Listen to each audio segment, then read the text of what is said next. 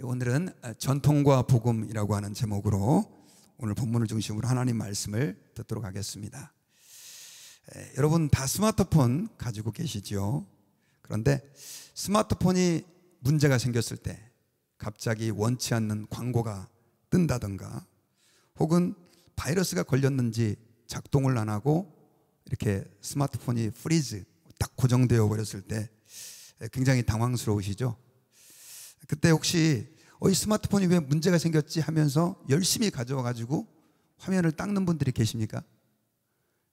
아마 아무도 안 계실 겁니다. 이거 어떻게 하지? 그때 저를 찾아오시는 분들이 참 많이 계세요. 목사님 어떻게 해야 됩니까? 그래서 제가 픽스도 많이 해드리고 했는데 또 안 되는 분들은 근처 우리 폰 가게에 가서 해결해 달라고 하고 또 젊은이들에게 도움을 요청하는 경우도 있습니다. 그 문제는 겉을 닦는다고 해결되는 게 아니라 속 안에 시스템에 문제가 생긴 거죠. 악성 코드가 생겼다면 그걸 찾아서 해결을 해야 되고 또 바이러스가 걸렸다면 그것들을 찾아 제거를 해야 된다라고 하는 것입니다. 그런데 그 스마트폰이 그렇게 고장났는데도 불구하고 겉에만 닦고 있다고 한다면 우리는 그 사람을 향해서 아유 바보 이렇게 이야기를 할 것입니다. 그런데 여러분 이 스마트폰처럼 마찬가지로 우리 영혼에도 이런 시스템의 오류, 이런 문제점들이 생길 때가 있죠. 그럴 때 많은 사람들은 여기에 대한 근본적인 문제를 찾아서 해결하려고 생각하지 않고 마치 스마트폰의 화면만 닦는 사람처럼 그거를 외적인 방법으로 해결해 보려고 하는 사람들이 많이 있습니다. 바로 그들이 누구냐면 우리가 예수님께서 성경에서 늘 지적하고 또 책망했던 바리새인들입니다. 그들은 자기들의 그 영혼의 더러움들 문제점을 전통을 잘 지키고 율법을 잘 지키면 해결할 수 있을 것이라고 생각을 했습니다. 그래서 수많은 규정들을 만들어서 안식일 규정, 11조 규정, 금식에 대한 규정, 또 먹는 것에 대한 규정 이런 것들을 열심히 만들어 가지고 이렇게 하면 하나님이 우리를 의롭게 여기시겠지, 이렇게 하면 내 영혼이 하나님 앞에서 깨끗해질 수 있겠지라고 착각을 한 것입니다. 그런데 예수님께서는 그들에게 단호하게 선언하셨습니다. 너희들의 그 어떤 노력으로도 영혼을 깨끗하게 할 수 없다. 너희들의 가장 근본적인 문제는 너희의 심령 안에, 너희의 영혼 안에서 일어나고 있기 때문이다 라고 말씀을 하고 있는 것이죠. 특별히 여러분 오늘 말씀 통해서 예수님께서는 이 사실을 우리에게 주의 깊게 또 강조해서 말씀해 주고 있습니다. 많은 성도들이 신앙생활을 할 때 종교적인 행위를 통해서 혹은 무언가를 함으로 인해서 내 영혼이 깨끗해 될 수 있다고 생각하는 분들이 계십니다. 하지만 그것은 헛된 노력이고요, 그 방법은 오히려 우리를 하나님에게서 더 멀어지게 강팍하게 만들 뿐이라고 하는 사실을 우리는 조심해서 생각을 해야만 합니다. 그래서 오늘 말씀을 듣는 가운데 저와 여러분들이 그렇다고 한다면 우리가 어떻게 우리의 근본적인 문제가 치료되고 어떻게 우리의 삶 속에서 우리로 하여금 하나님 앞에서 멀어지게 만드는 잘못된 전통들을 피할 수 있는지 말씀을 중심으로 우리가 생각해 보려고 합니다. 오늘 본문은 지난주에 야외배워서 여러분 다 아마 2주가 지나서 기억이 잘 안 나실 수도 있을지 모르겠습니다. 그런데 손 씻는 문제 가지고 바리새인들이 예수님을 공격하면서 시작된 것에 대한 이어지는 이야기입니다. 바리새인들은 예수님의 제자들이 음식을 먹을 때 손을 씻지 않고 먹는 것에 대해서 지적을 했습니다. 성경에서는 그 부분에 대해서 아주 구체적으로 나와 있지는 않지만 이들은 하나님의 말씀 부정하면 안 된다라고 하는 것을 지키게 하기 위해서 할라카라고 하는 전통을 만들어서 식사 전에는 반드시 씻어야만 너희들이 부정해지지 않는다, 더러워지지 않는다라고 하는 것을 사람들에게 가르쳤고 그것을 실천했습니다. 그런데 예수님의 제자들이 저 먼 예루살렘에서 게네사렛까지 와서 보니까 다른 건수는 잡을 게 없었는데 먹을 때 손을 씻지 않고 먹는 것을 발견한 거예요. 그래서 그 예수님을 어떻게 가르쳤냐고 공박을 했을 때 예수님께서는 오늘 본문의 대답으로 그들에게 진정한 더러움이 무엇인가라고 하는 것을 설명하고 계십니다. 지난주에는 너희들이 전통을 가지고 하나님의 말씀을 폐했다, 고르반 하나님께 드리면 됐다라고 말하면서 부모님을 공경해야 된다라고 하는 것을 너희들이 무시하는 죄를 짓고 있다라고 하는 것을 책망했다면, 오늘 본문에서는 조금 더 근본적인 문제, 너희들의 전통이 왜 문제인가, 그리고 우리가 어떻게 진정으로 하나님 앞에서 거룩하게 될 수 있는지에 대한 간접적인 메시지를 예수님께서 오늘 우리에게 선포해 주고 계십니다. 특별히 우리 15절 말씀을 같이 한번 읽어보십시다. 시작. 무엇이든지 밖에서 사람에게로 들어가는 것은 능히 사람을 더럽게 하지 못하되, 16절, 사람 안에서 나오는 것이 사람을 더럽게 하는 것이니라 하시고. 자, 이 말씀에서 유대인들은 잘못된 그 행동, 특별히 전통을 어기는 행동, 손을 씻지 않고 하는 행동이라든가 또 부정한 것에 접촉하는 것이 자기의 영혼을 더럽게 하는 것이다 라고 생각을 했는데, 예수님께서는 이 외적인 행동 자체가 사람을 근본적으로 더럽게 하는 것이 아니다. 너희가 물론 부정한 것을 접촉하면 율법에서는 부정해진다라고 말했지만 사실은 그것은 상징적인 것이고, 진짜 사람이 더럽게 되는 것은 외적인 것에 대한 영향으로 일어나는 게 아니라 내 안에서, 사람 안에서 나오는 것이 사람을 더럽게 하는 것이다 라고 가르치고 있습니다. 여러분, 우리는 이 사실을 주의해서 귀를 기울여야 합니다.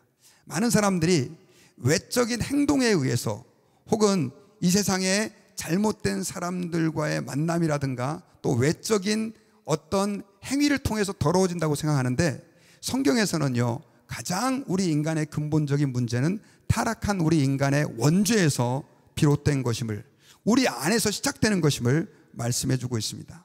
그런데 문제는 사람들은 그 근본적인 사실을 잊어버리고 내가 뭔가를 하면 내 영혼이 깨끗해지고 거룩해질 수 있을 것이라고 착각을 하는 것이죠. 여러분, 부자 청년의 이야기를 잘 알고 계실 것입니다. 어떤 청년이 예수님에게 와서 물었어요. 예수님, 어떻게 하면 내가 영생을 얻겠습니까? 그때 예수님께서는 율법에 뭐라고 되어 있느냐? 율법에서는 십계명을 잘 지키라고 했습니다. 계명을 잘 지키라고 그랬습니다. 그래, 그럼 너도 가서 그렇게 해라. 그랬을 때 이 청년이 놀라운 대답을 합니다. 저는 그 계명을 다 지켜서 순종했습니다. 그러냐? 그러면 네가 가지고 있는 것들을 다 팔아서 가난한 자들에게 주고 너는 나를 따르라 라고 하는 말씀을 해주세요.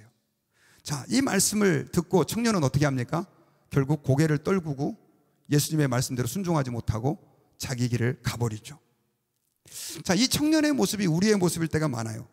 왜냐하면 우리가 뭔가를 통해서 하나님 아버지 앞에서 의를 얻으려고 하는 이 행위, 그리고 근본적인 자기 자신의 문제를 파악하지 못하고 이걸 자기 만족으로 삼는 행위, 이것이 바리새인들의 모습이었고 오늘날 이 땅을 살고 있는 많은 사람들의 모습이기도 하다는 것입니다.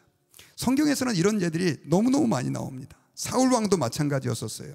하나님께서는 아말렉을 진멸하라 라고 하는 명령을 주셨지만 이 사울 왕은 아각 왕을 살려두고 소위 말해서 좋다고 하는 짐승들을 살려서 그렇게 남겨서 돌아왔어요.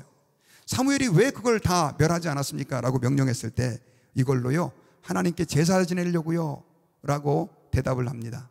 자신의 불순종을 하나님께 뭔가 하는 어떤 행위로 커버하려고 하는 그런 모습이 사울 왕에게도 있었던 것입니다. 많은 사람들이 오늘날 이 땅을 살면서 혼돈스러워하는 것이 밖에서 들어오는 것들이, 또 내가 하는 어떤 것들이 결국 나의 의를 하나님 앞에 세우려고 하는 수단으로 착각을 하고 생각을 하고 있다라고 하는 것입니다. 예수님께서는 그것이 아니다라고 하는 것을 우리에게 분명히 말씀해 주고 있어요. 특별히 20에서 23절에서는요, 그렇다고 한다면 우리 인간 안에 가지고 있었던 근본적인 문제가 무엇이냐, 이걸 설명해 주고 있는데요, 20절부터 23절 말씀을 제가 한 번 더 읽어드리겠습니다. 이 말씀에 또 이르시되 사람에게서 나오는 그것이 사람을 더럽게 하느니라. 속에서 곧 사람의 마음에서 나오는 것은 악한 생각, 곧 음란과 도둑질과 살인과 간음과 탐욕과 악독과 속임과 음탕과 질투와 비방과 교만과 우매함이니 이 모든 것이 다 속에서 나와서 사람을 더럽게 하느니라 라고 얘기를 하고 있어요. 자, 우리 인간이 하나님 앞에서 결코 의로워질 수 없는 이유는 끊임없이 우리는 우리 안에서 이런 악들이 쏟아져 나오기 때문이라는 것이죠. 예수님께서 언급하신 이 악들은 크게 세 가지 범주로 나눌 수가 있어요. 첫 번째는 성적인 죄악인데요, 음란과 간음과 음탕. 특별히 음탕이다라고 하는 것은 성적인 무절제함이죠. 이것이 우리 본능 안에 살아 움직이고 있다는 것입니다. 그리고 두 번째로는요, 물질과 폭력에 대한 죄인데, 도둑질, 살인, 탐욕, 악독, 속임들, 이런 것들이 있죠. 우리는 여러분 이웃을 위하는 것 같지만 그 이웃에 대한 탐심과 욕망들을 우리는 늘 우리 속 안에서 가지고 있어요. 예수님께서 지금 이걸 지적을 행하신 것입니다. 그리고 세 번째로는 내면적인 죄악인데, 오늘날 우리 모두가 다 겪고 있는 하나의 고민이죠. 악한 생각, 질투, 비방, 교만, 우매함. 우매함이다라고 하는 것은 무분별한 마음이고요, 나만 옳다고 생각하는 그런 마음들을 이야기하는 것입니다. 예수님께서 오늘 나열하신 이 죄악들이 한 13가지 정도 되는데, 물론 13가지만 언급했지만 이것 말고도 우리 안에는 끊임없이 마치 샘솟는 물처럼 우리 안에서, 심령 안에서 악이 솟아나오고 있다라고 하는 것이죠. 그런데 이런 것들을 우리는 아까 바리새인들처럼 외적인 행동으로 감추려고 하는 거죠. 처음에 말씀드렸던 것처럼 그들은 전통을 행하는 것으로 나는 거룩한 사람이라고 자기 자신을 치장하는 것입니다. 핸드폰이 문제가 생겼는데 근본적인 문제를 해결하지 않으려고 생각하고 껍데기만, 유리만 닦고 있는 사람처럼 그렇게 사람들은 살아가고 있다는 것입니다. 오늘날 그런 사람들이 얼마나 많은지 모릅니다. 여러분 주변에 괜찮아 보이는 사람들, 돈이 너무너무 많아요. 얼굴이 너무너무 잘생겼어요. 인기가 너무너무 많아요. 겉으로 볼 때는 행복해 보이지만 우리 인간의 근본적인 본질은 끊임없이 이 악으로 인해서 고민하고 있다라고 하는 것입니다. 그러니까 예수님께서는 지금 이 이야기를 그 바리새인들에게 하신 이유가, 너희들이 지금 하려고 하는 이 모든 노력이 쓸데없는 것이다. 너희들 이렇게 한다고 해가지고 거룩해지는 것이 아니다. 그럼 여러분, 우리는 어떻게 거룩해집니까? 사실은 이 마음의 근본적인 문제는요, 우리의 행위나 노력으로 깨끗하게 정결하게 될 수가 없는 것입니다. 그것은 주님의 성령님이 우리 안에 임하셔서 우리를 완전히 새로운 사람으로 바꾸어 주실 때만이 가능하다는 것을 저와 여러분들이 믿어야 할 것입니다. 고린도후서 5장 17절에 보면 그런즉 누구든지 그리스도 안에 있으면 새로운 피조물이라. 이전 것은 지나갔으니 보라 새 것이 되었도다. 예수 그리스도만이 우리의 이 근본적인 문제를 치료하는 분이 된다는 것입니다. 하나님께서는 우리에게 성령님을 보내주셔서 이 죄악된 마음에 성령님을 보내주셔서 이제는 우리의 마음을 하나님의 좌소, 좀 어려운 말로 하나님이 사시는 장소로 삼으셔서 거하시면서 우리를 머리끝부터 발끝까지 새롭게 해주실 때, 그제서야 우리는 하나님 앞에 나설 수 있는 의로운 존재가 되는 것입니다. 여러분, 우리가 복음, 예수님을 믿는 것, 이런 거 이야기하는데요, 많은 분들이 교회를 오래 다니면서도 한 가지 착각하는 게 있어요. 그게 뭐냐면, 내가 예배를 잘 드리고 내가 하나님을 위해서 헌신하고 내가 뭔가 외적인 걸 열심히 하면 주님이 나를 곱게 봐주셔가지고 은혜를 베풀어 주실 것이라고 착각을 하는 거예요. 그리고 그걸로 만족하면서 살아가는 사람들이 많이 있는 거예요. 여러분, 아닙니다. 저와 여러분들이 거룩하게 되어지고 정결케 되어지는 것은 오직 예수 그리스도를 믿음으로만 가능하다는 것을 믿으시기를 바랍니다. 복음으로만 가능하다라고 하는 것을 인정하실 수 있기를 주의 이름으로 축원합니다. 그런데요, 문제는 오늘날 우리의 삶에서 너무나 많은 사람들이 이 바리새인들이 생각했던 것처럼 신앙생활을 하면서도 이 복음의 가치와 능력을 인정하지 못하고 외적인 것으로 자기의 신앙을 커버해서 하나님 앞에 뭐 바리새인들처럼 직접 내가 이렇게 하면 주님이 점수를 주시겠지 생각은 안 하지만 나도 모르게 그렇게 바뀌어버려서 복음을 전통이 대체해버리는 일들이 너무 많이 일어난 거죠. 여러분, 우리는 예수님을 믿고 구원받았으면요, 주님을 기쁘시게 하는 삶들을 살아야 됩니다. 믿습니까? 사실 우리가 주일날 와서 이렇게 예배 드리는 것도 하나님께 의롭다함을 얻기 위해서가 아니라 어떻게 하면 주님을 기쁘시게 할까, 나를 구원해 주신 그 은혜에 어떻게 보답할까, 감사하는 마음으로 우리가 나와서 예배드리는 거예요. 찬양팀도 그렇고 오늘 성가대도 그렇고 봉사하시는 분들도 마찬가지. 근데 문제는 이것이 하나의 전통으로 굳어져 가지고 복음을 대체해 버릴 수 있는 그런 상황이 우리 삶에는 많이 일어난다는 겁니다. 제가 대구에서 처음 전도사를 할 때 저희 교회에 큰일이 좀 생겼습니다. 목사님이 주일날 환자가 생겨서 병원에 신방을 가야 되는 거예요. 보통 신방을 가면 주중에 가는데 그때는 좀 일이 생겨가지고 아마 급한 환자가 생겨서 주일날 신방을 가시게 된 것 같아요. 근데 문제는 주일날 가려다 보니까 뭐 병원 갈 때 빈손으로 안 가지 않습니까? 음료수를 근처 가게에서 사가지고 병원 신방을 갔어요. 근데 장로님들이 난리가 난 거예요. 어떻게 목사님이 주일날 가게를 들려서 물건을 살 수 있습니까? 오늘날 여러분 생각해 보면 이게 참 웃기는 이야기지만 그때는 그게 굉장히 교회에서 심각한 문제가 됐어요. 그래가지고 뭐 저는 그 목사님하고 이 문제 가지고 직접 얘기는 안 해봤지만 교회가 굉장히 시끄러워졌습니다. 나중에 그분이 사무실에다가 담임 목사님이 그 일 때문에 바카스를 200박스를 사다가 진열을 해놨어요. 왜냐하면 신방 갑자기 생기면 가져가려고. 저도 지금 어린 나이에 이렇게까지 해야 됐을까라고 하는 생각이 들어요. 사실 여러분 옛날 우리 선배님들이 주일날 뭐 사 먹지 말아라라고 하는 것은 주님을 위해서 하나님을 잘 섬기기 위해서 제정한 방식들이거든요. 그런데 나중에는요 이것이 하나의 전통이 돼가지고 또 이것이 이상한 교회의 룰이 돼가지고 목사님을 너무 힘들게 하고 교회마저도 힘들게 하는 그런 상황이 실제로 오늘날 일어났다는 것입니다. 여러분 우리는 저와 여러분들의 삶 속에서 혹시 전통이 복음을 대체하고 있는 일들이 일어나고 있지 않은가 한번 진지하게 생각을 해봐야 됩니다.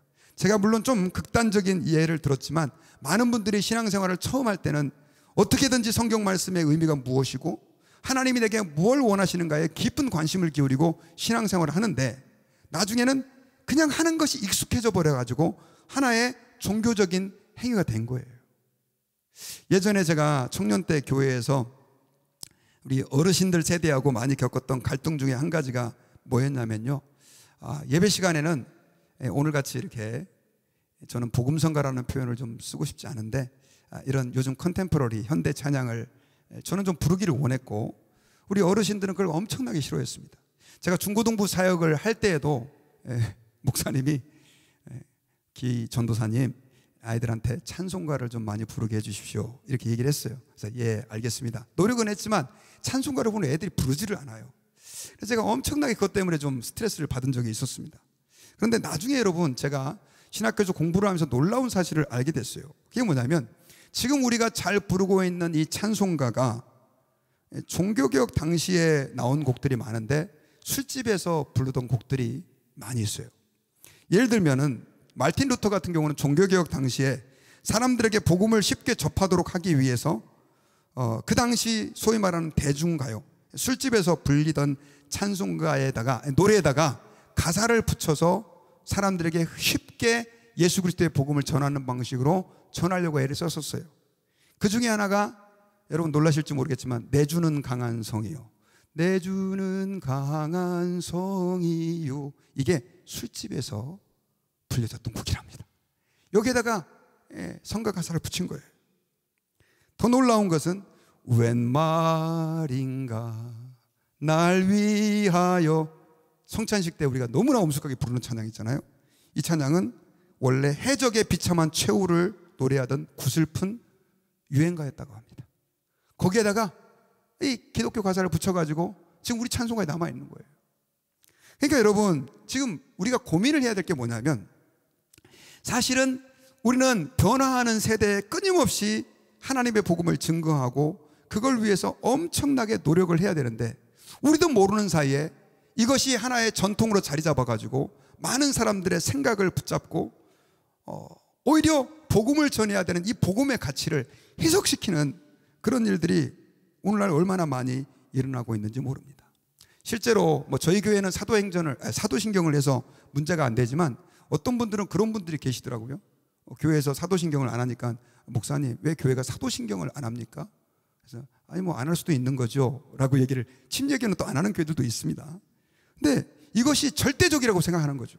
그래서 사도신경을 안 하면 교회로 취급도 안 하고, 사실 신앙 고백을 부정하는 건 아닌데 그런 식으로 우리도 모르는 사이에 전통의 틀에 갇혀서 복음의 실체를 잘 못 보는 일들이 우리 안에 너무너무 많이 일어나고 있습니다. 그래서 제가 지금까지 20대, 30대, 40대 요즘에도 제가 고민을 하고 있는 게 뭐냐면, 교회가 사실 전통이라는 건 좋은 거죠. 하나님 말씀, 또 기도, 예배, 또 늘 해왔던 전도의 습관들, 이런 것들은 사실 나쁜 게 아니에요. 좋은 것인데 문제는 하나님을 위해서 만든 이 하나의 전통과 습관들이 결국은 하나의 전통으로 아예 자리를 잡아가지고 하나님의 복음을 본질을 흐려버리게 만드는 일들이 얼마나 우리의 삶 속에서 많이 일어나고 있는지 몰라요. 그래서 여러분, 바리새인들은 그랬잖아요. 손을 씻지 않고 먹는 것이 큰 문제라고 생각하면서 사실 그들이 왜 손을 씻고 먹으라고 가르쳤겠어요? 하나님을 위해서입니다. 하나님 앞에서 말씀대로 살아보자고 한 건데 결국 이게 누구를 공격하게 되는 빌미가 됐습니까? 예수님을 공격하는 빌미가 됐잖아요.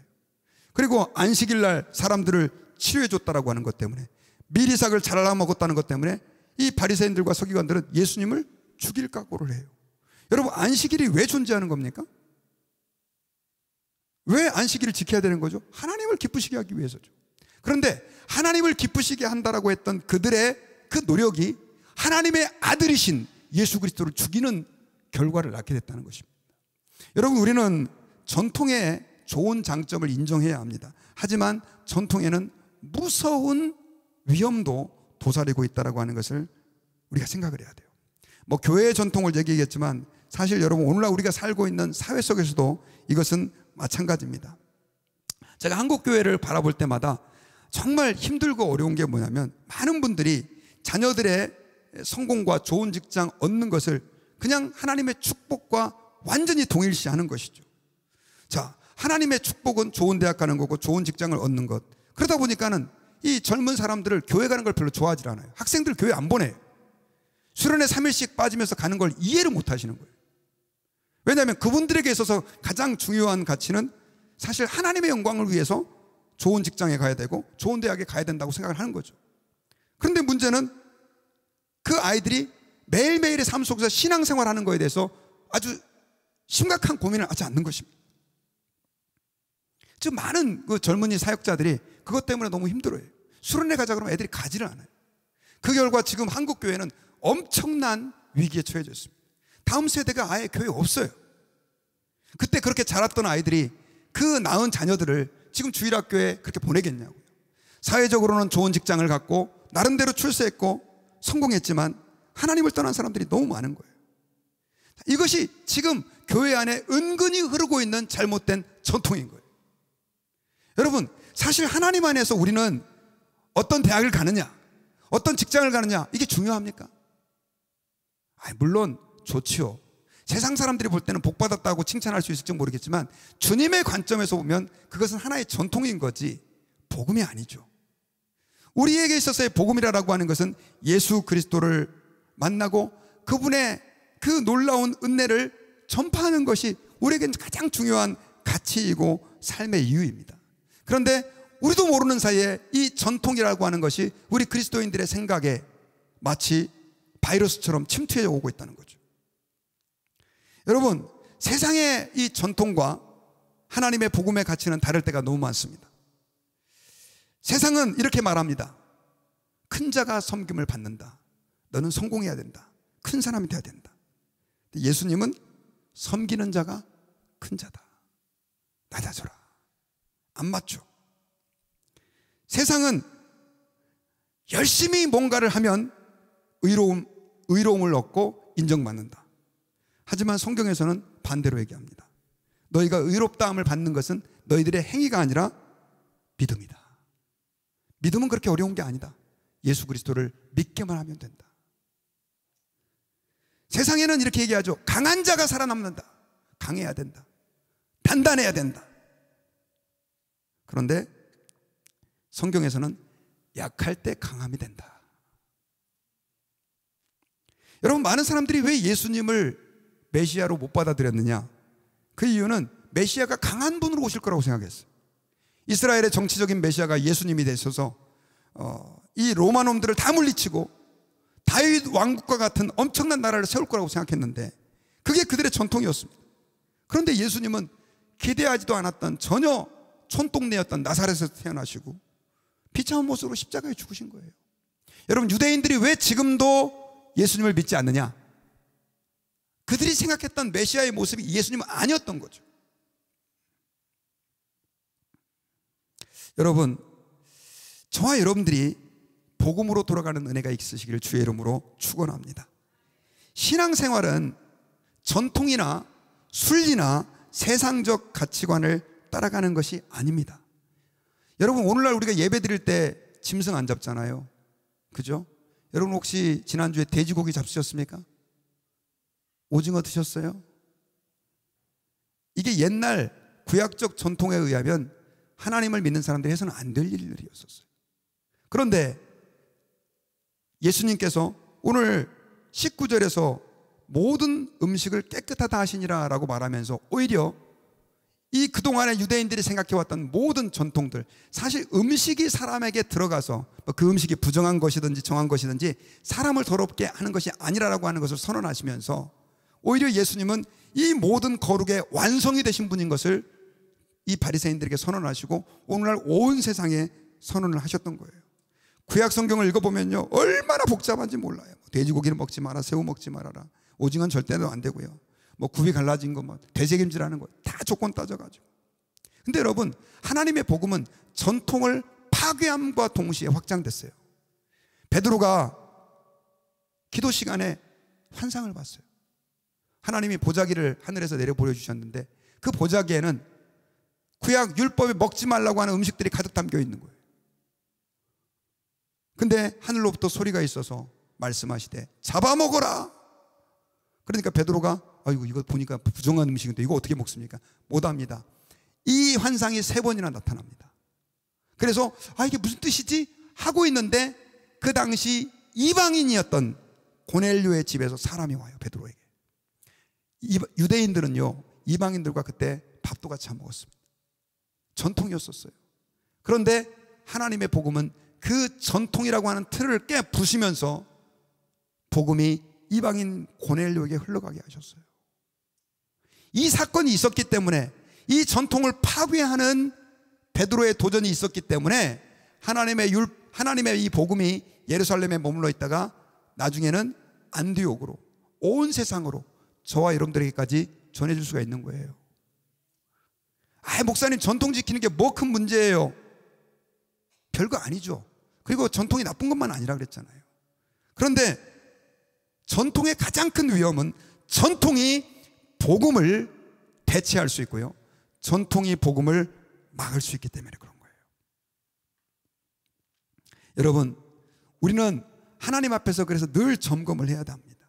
내가 따르고 생각하고 있는 이 전통이 과연 복음에 도움이 되는가 되지 않는가 라고 하는 것들을 진짜 고민하면서 생각을 해야 합니다. 사실 여러분, 전통이라고 하는 것은요, 우리의 외적인 모습에 집중합니다. 네가 지금 소위 말해서 행동을 잘하고 있는가, 손을 잘 씻고 있는가, 지금 먹어서는 안 될 걸 안 먹고 있는가, 이건 좀 하고 있는가, 안식일에 이거 하지 말라고 한 것들은 안 하고 있는가, 하라고 했는 것들은 하고 있는가. 이거 중요해요, 안 중요해요? 중요하죠. 여러분, 주일날 예배 나오는 거 중요하잖아요. 그런데 성경에서는요, 그 행동보다 더 중요한 것이 있다고 얘기를 해요. 그게 뭐냐면 중심입니다. 나 여호와는 뭘 보시느니라? 중심을 보시느니라. 여러분들이 주일날 여기 앉아 계셔도 마음이 딴 데가 있잖아요. 끝나고 나서 빨리 사람 만나야 되는데 오늘 목사님이 은혜를 받으셨는지 왜 이렇게 설교를 길게 하셔? 오늘은 또 찬양도 더블로 있네, 예배 시간 틀림없이 늦었네, 이러고 있다고 한다면 그 예배를 하나님 받으시겠냐고요.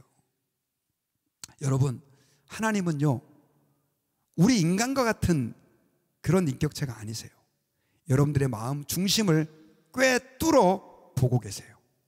그런데 전통은 겉모습만 하나님 앞에 믿는 척하면 된 걸로 위로를 해줘요. 하지만 복음이라고 하는 것은, 본질이라고 하는 것은 그렇지가 않습니다. 늘 우리에게 복음은 질문합니다. 네가 정말 주님을 사랑하고 있는가? 너의 예배는 정말 하나님이 받으실 만한가? 네가 드리는 찬양은 지금 진심으로 하나님께 올려지고 있는 거니? 그래서 여러분, 이사야서 1장에 보면 하나님이 그러잖아요.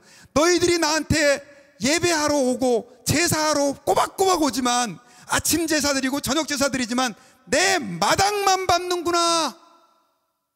예배가 전통이 돼버린 거예요. 마음은 떠나버린 거예요. 여러분, 우리는 하나님을 위한 모든 것들이 우상이 될 수 있다고 하는 긴장감을 가져야 됩니다. 제가 열왕기서를 읽다가 늘 하나님께서 성경 읽을 때 은혜를 주시는데 놀란 게 하나 있어요. 그게 뭐냐면, 히스기야가 했던 개혁 가운데 한 가지가 뭐냐면, 민수기에 나오는 이 모세가 만들었던 장대에 매달은 놋뱀이 백성들의 우상 숭배의 재료가 되었다는 거예요. 근데 문제는 그 놋뱀을 누가 만들었어요? 모세가 만들었죠. 누가 명령했어요? 하나님 명령했죠. 그 놋뱀을 쳐다보는 자마다 구원을 받았어요. 치료받았어요. 그리고 예수님은 그 놋뱀을 뭘 상징하는 존재라고 얘기했습니까? 그 놋뱀이 장대에 달린 것처럼 나도 장대에 매달려야 된다. 십자가를 상징하는 거라고 그랬어요.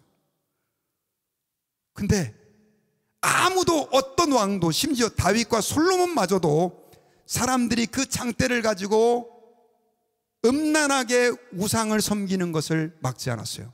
하나님을 위한 건데요, 하나님이 이곳에서 역사하셨는데요 라고 말하면서 거기에 경배한 거예요. 히스기야가 그걸 깨부셨습니다. 할렐루야. 여러분, 요즘은 별로 그렇지 않지만 제가 속한 한국의 합동측 교단에서요, 십자가 거는 걸 그렇게 싫어했었어요. 예수님이 십자가에서 죽으셨다고 하는데 왜 그렇게 못하게 했느냐. 얼마 전에도 공문을 내렸어요. 교회에다가 십자가 띄라고. 그렇게까지 했던 이유가 뭐냐면, 우상 숭배하던 습관이 있는 분들은 하나님을 섬기는데 하나님 보이는 형상을 믿지 말라고 그랬거든요. 근데 너무나 존귀한, 우리가 너무나 사랑해야 될 그 십자가마저도 우상으로 전락시킨 거예요. 제가 한번 그런 얘기 한 적 있을 거예요, 여러분. 교회가 우상이 될 수 있다. 저는 이렇게도 말씀드리고 싶습니다. 예수님도 우상이 될 수 있어요. 나의 욕망을 추구하기 위하여 예수님을 믿고 활용한다면 그 예수님 우상인 거죠. 조금 오늘 심각한 얘기를 해서 죄송해요. 우리는 나의 신앙생활이 복음적인가 하는 부분들에 대해서 진지하게 고민을 해봐야 됩니다. 복음은요, 얼마나 플렉시블한지 몰라요. 사실 지금은 별로 그런 얘기하지 않는 것 같은데, 제가 신학교 다닐 때 교회마다 외쳤던 한 가지의 슬로건이 있었습니다. 그게 뭐냐면, 변치 않는 진리를 변하는 세대에게, 변치 않는 복음을 변하는 세대에게, 이거였어요. 한번 따라해 볼까요? 변치 않는 진리를 변하는 세대에게. 우리 옛날 어르신들이 다 예수님을 믿고 구원 받으셨어도 이 복음이 변화하는 세대에게 흘러들어가지 못하면 진리는 거기서 끝납니다. 우리는 다음 세대에게 그 복음을 흘려보내야 돼요. 여러분, 물을 한번 생각해 보시자고요. 물은 그릇에 따라 모양을 바꿉니다. 자, 컵에 담으면 물은 컵 모양이 되고, 병에 담으면 병 모양이 되고, 주발에 담으면 주발 모양이 됩니다. 자, 여쭤볼게요. 물의 본질이 변했나요? 안 변해요. 근데 그 물은 필요적절하게 변하는 거예요. 복음도 마찬가지입니다. 예수님이 나를 사랑하셔서 나의 모든 죄를 위하여 십자가에서 죽으시고 부활하셨다라고 하는 이 절대 진리는 바뀌지 않아요.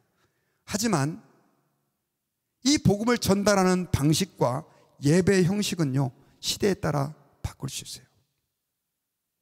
아멘을 잘 안 하시네요. 우리가 그거에 대해서 너무 매이면 안 돼요. 시대에 따라 바뀌어야 돼요.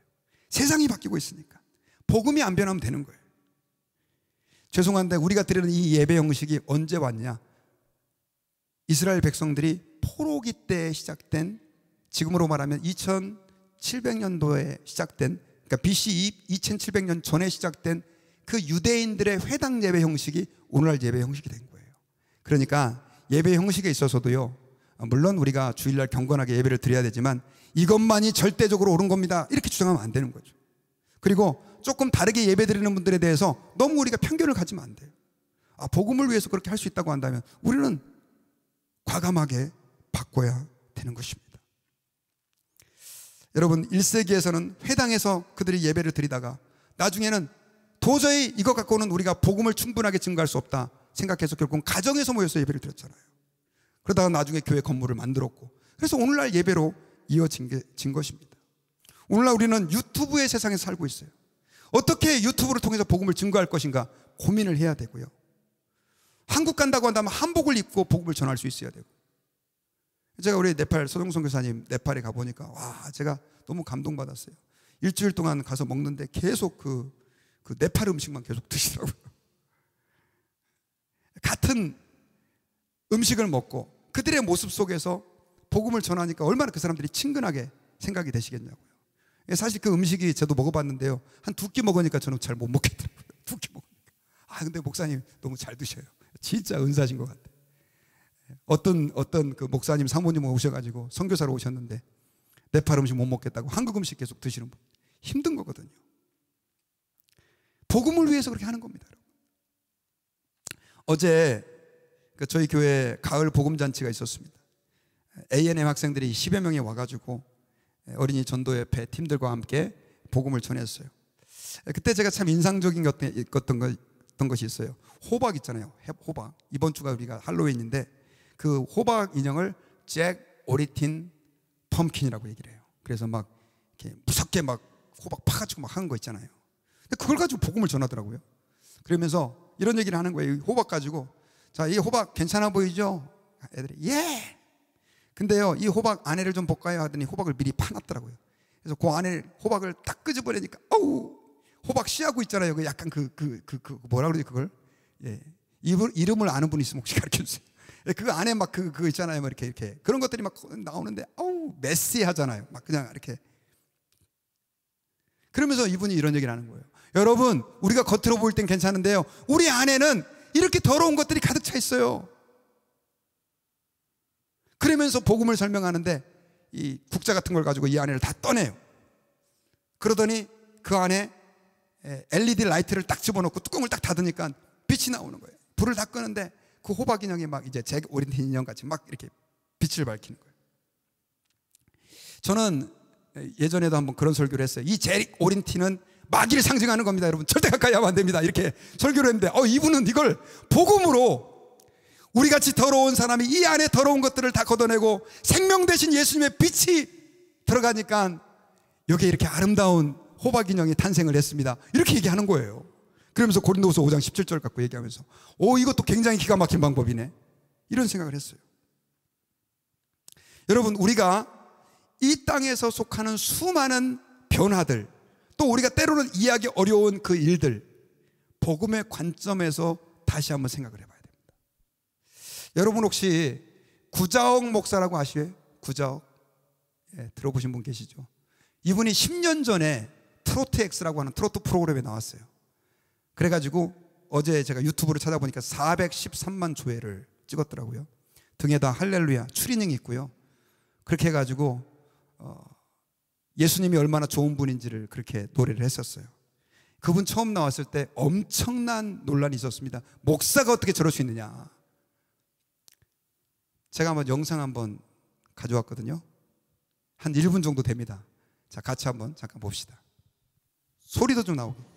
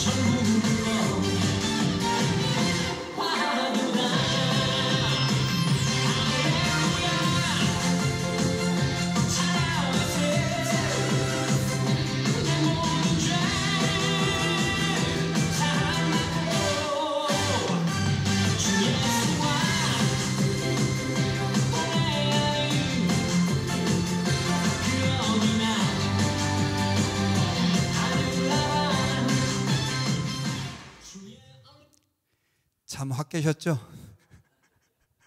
어떠셨어요? 그 전편이 있는데 그 전편은 교회에서 상영하기는 도저히 안 될 것 같아가지고 제가 약간 마일드한 걸로 제가 유순한 걸로 했어요.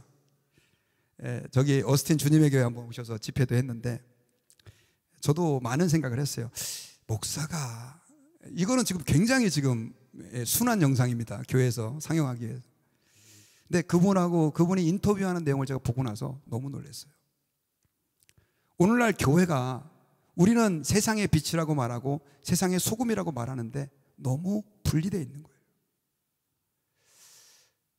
이분의 그 유튜브에 달린 댓글을 봤는데요. 그런 글들이 많더라고요.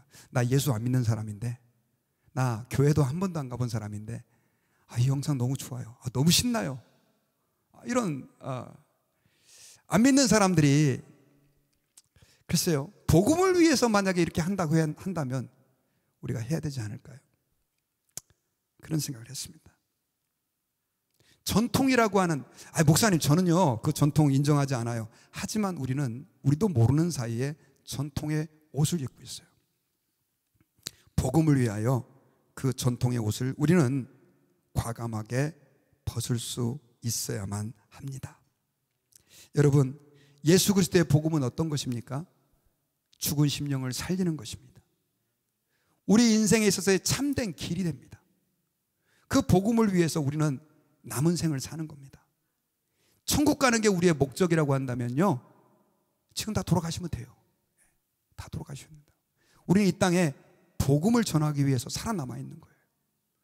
복음을 증거하고 드러내고, 아직도 예수님을 알지 못하는 사람들에게 예수님이 이렇게 좋은 분이에요, 예수님이 이렇게 능력 있는 분이에요 라고 전하기 위해서 우리는 지금 살아있는 거예요. 저와 여러분들이 전통이 나의 삶을 끌어가는 인생이 아니라 복음이 내 인생을 지배하고 내가 살아야 될 목적이 되는 그런 축복이 있기를 주님의 이름으로 축원합니다.